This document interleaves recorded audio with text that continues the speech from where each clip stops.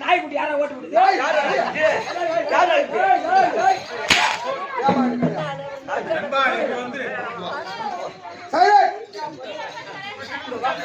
அப்படியே நிக்கிறியே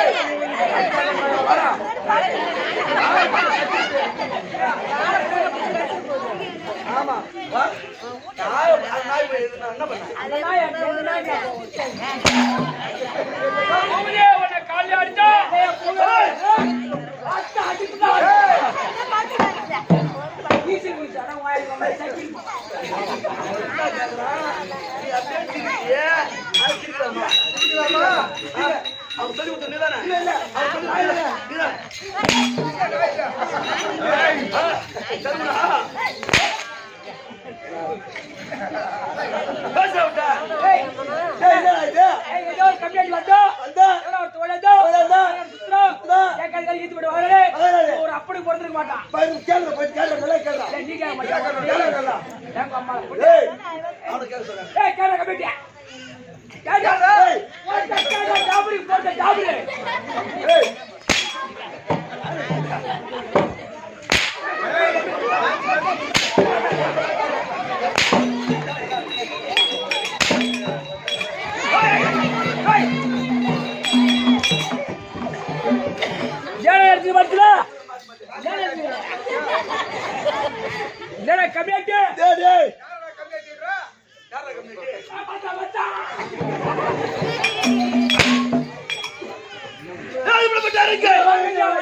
சுகமா வந்திருப்பாய்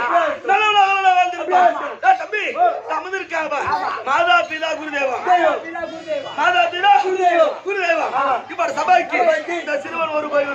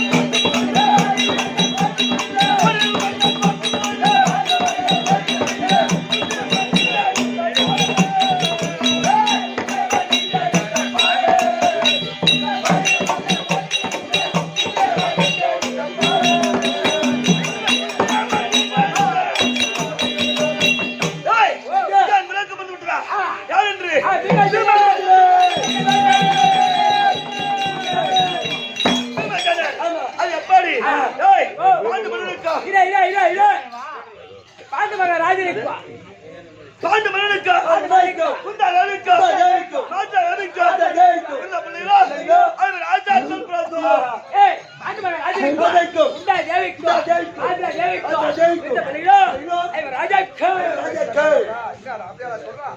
அப்படிதான் சொன்னான். பாட்டு மகாராஜன் இங்க வர வேண்டிய டாபு. யாரா டாபு? ஏய் அவங்க அப்பா யாரு? அவங்க அப்பா யாரு? அவங்க அப்பா யாரு? பாண்டு மகாராஜன். அவங்க அம்மா யாரு? குந்தமாக்கு. அவங்க அப்பா இன்னொரு அம்மா பேரு என்ன? மாத்ராதேவி. அவங்க 2 பேரும் எத்தனை பேர் போறாங்க? ஆ? எத்தனை பேர்? 3 பேர். செருப்பாடா. ஏன் 3 பேர் வந்து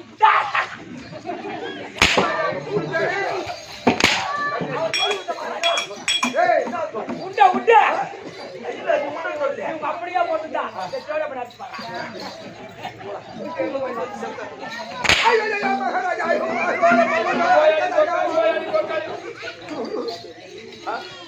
சொல்லுவாங்க.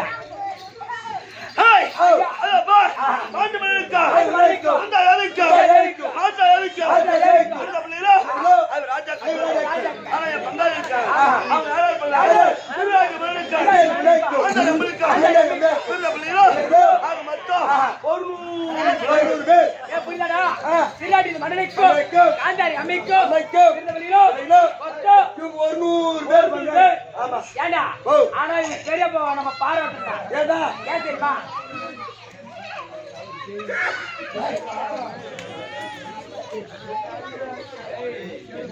ஏண்டா அரேபியா புரியல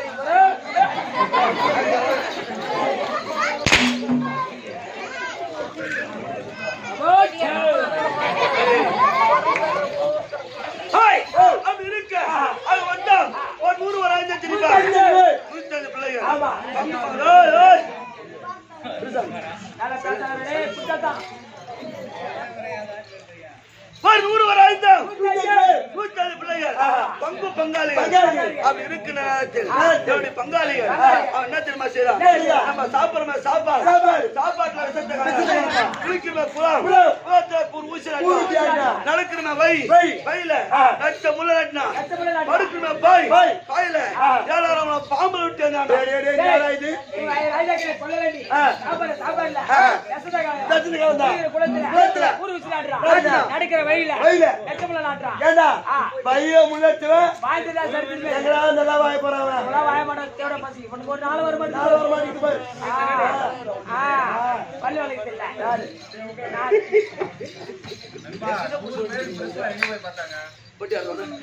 என்ன தெரியுமா? பள்ளி கை பார்த்தேன். அப்படி இருக்க டேய் பரதுமா சூது செய்து பார்த்தா என் மாமா கோபால கண்ணா அது ராஜா தப்பி தோட்டோ அப்ப என்ன தெரியுமா யாரு மரியா பண்ணா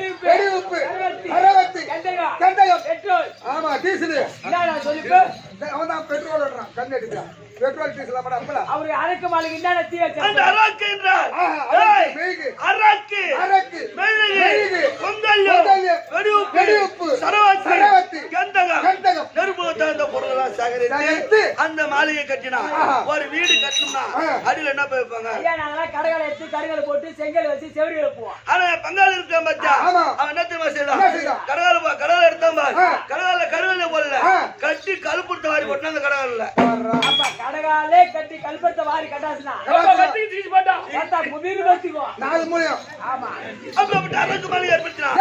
இந்த அரக்கு மாலையை சூழ்ச்சி அதப்பா எங்க விதுர சித்தப்பால் தெரிந்து கொண்டு அரக்கு மாலைக்கு நானே தீ வைத்து விட்டு எங்க அடைந்தேன் இடும்பாவனத்தோடு இடும்பாவனத்தடைந்து இடுமலை மடித்து இடுமே திருமணம் செய்து அந்த அரக்கு மாலையை இவரே தீ வைத்து விட்டு நேரா இடும்பாவன சென்று அந்த காலத்தில் இருக்கக்கூடிய இடும்பாவனத்தை மடித்து இடுமையை திருமணம் செய்து அங்கேயே ஒரு பிள்ளையை பயின்றான். அவன் பையன் பேர் என்ன?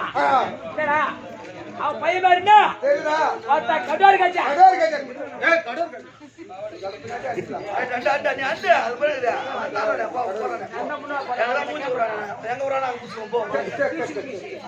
உடனேடா நான் வந்துட்டேன். அடம் அம்மா புள்ள பத்த நாய.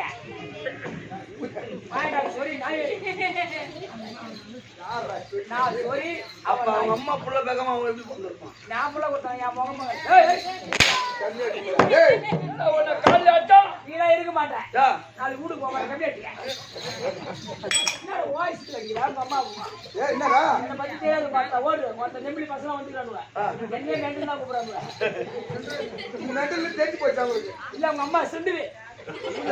அப்படி இருக்க ஏய் அங்க திருமணம் நடந்துட்டது. திருமணம் நடந்து அழகான ஒரு ஆண் பிள்ளையை பெற்று அவளை அங்கே விட்டு அவர் ராஜாக்கள் அரக்கு மாலைகளை இறந்ததாக இருக்கட்டும் அப்படி மனம் நினைத்துக் கொண்டு எங்க அடைந்தோம் முன்னூத்தி மாலை தடவை அங்க ஒரு சூரன்டா அவன் பேரோ பக்காசுரன். அவன் பேரோ பக்காசுரன். அது எப்படி என்றா டேய் அந்த முன்னூத்தி மாதத்துல எண்ணி 300 வீடு தான். 300 வீடு இருந்தது. அந்த நாட்டுக்கு பேரோ முன்னூத்தி மங்கலம் அப்படின்னு பேர் வந்தது. அந்த முன்னூத்தி மாதத்துல பிராணர்கள் தான் வாழ்ந்து கொண்டு வந்தாங்க. ஓ அந்த முன்னூத்தி மாதத்துல ஐயருக்கு தான் வாழ்ந்து கொண்டு வந்தாங்க. ஐயர் தான் வாழ்ந்து கொண்டு வந்தாங்க.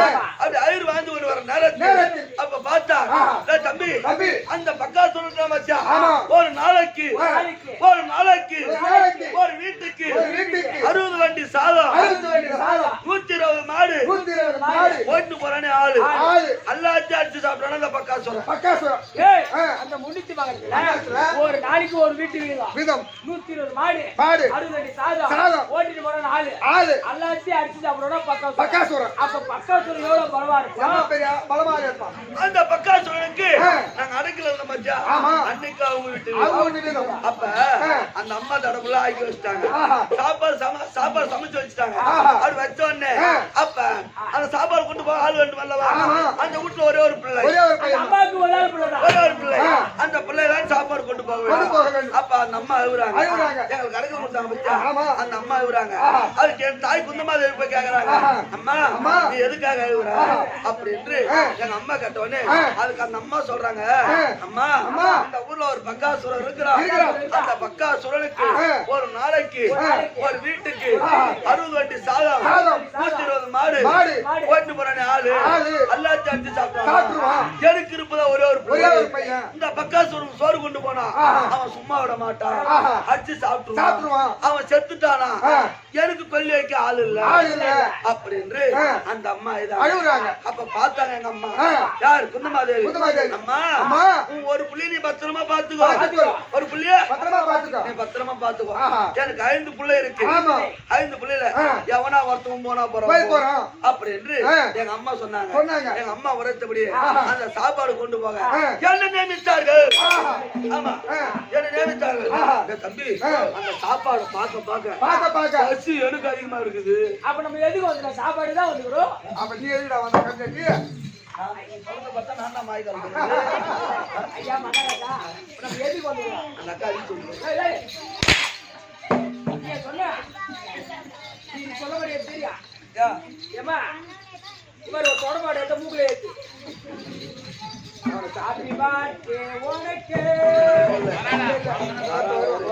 அப்படி இருக்க சுதல் செய்து பார்த்தா அப்படி இருக்கிற போது அப்ப அந்த சாப்பாடு கொண்டு போக என்ன நியமித்தோன்னே அப்ப பார்த்தேன் அந்த சாப்பாடு கொண்டு சாப்பாடு எடுத்துக்கொண்டு பக்காசுரன் எடுத்து நான் போறேன். அப்ப பார்த்தா பக்காசுரன் அந்த பக்காசுரன் இடத்துக்கு சாப்பாடு கொண்டு போகிறேன். அப்ப பார்த்தா பக்காசுரன் அவன் என்ன நினைத்தான் ஆஹா நம்மளுக்கு சாப்பாடு வந்துட்டது அப்படி என்று ஒரு கை கண்டது ஆலாமரம் வேறோட புடுங்கி அடியோ மொனையோ தரித்து விட்டு அவன் பல்லு வளர்க்கிறான். அவன் அம்மா ஏய் அப்பா, ஒரு கை கண்ட ஆலமரத்தை புடுங்கி அடியோ முடியோ தரிச்சிட்டு பல்லு வளர்க்கிறான். தரித்து விட்டு அதான் தரித்து விட்டு குண்ட மாட்டேங்க சரிக்கிறதுலாம் மயில் சரிக்கிறது.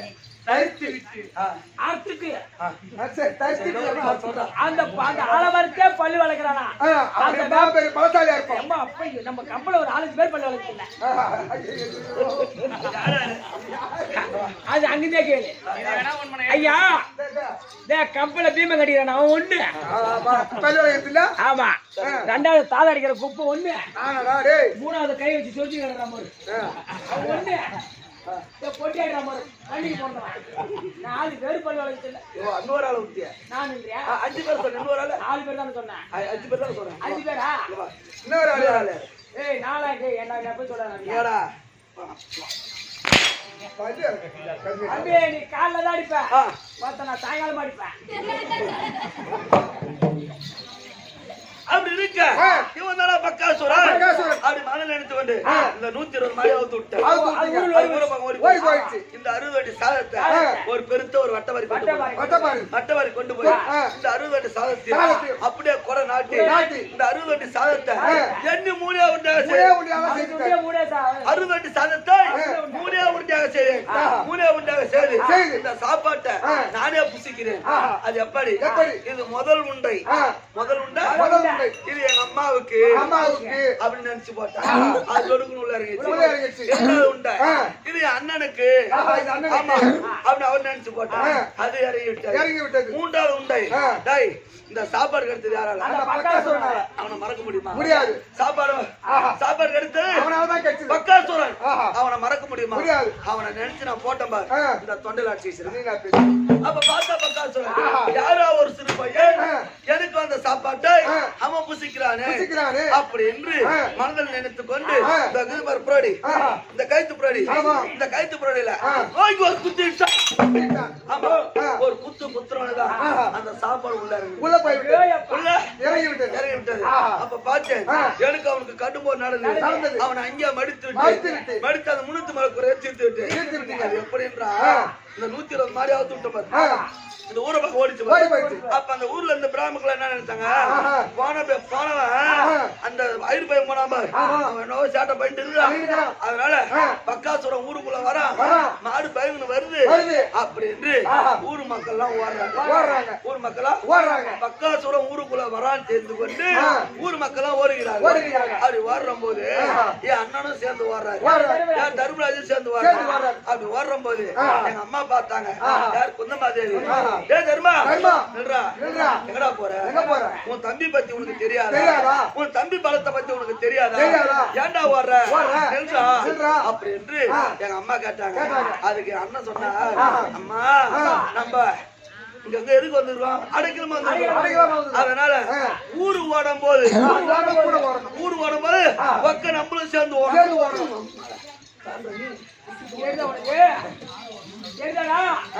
நம்ம எதுக்கு வந்துக்கிறோம்? சாப்பாட்டுக்கு வந்துக்கிறோம். அதனால அடைக்கலத்துக்கு வந்துக்கிறோம். ஊரு ஓட உங்க அக்காவும் கூட ஓடணும்.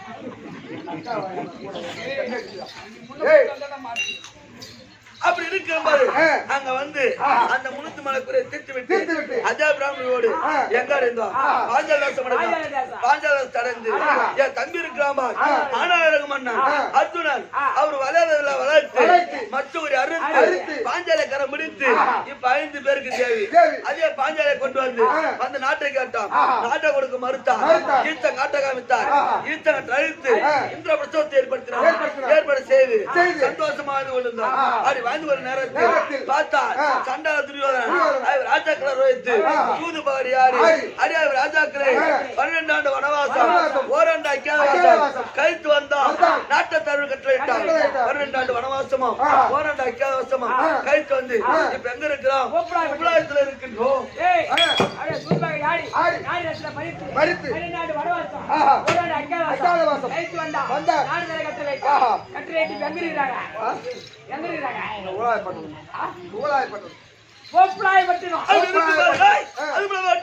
எனக்கு இருப்பதோ 16,000 ஏழை பலம், 10,000 சிக்கு பலம், படுத்தவர்கள் 10,000 7 பேர் யார்? யாரும் தெரியுமா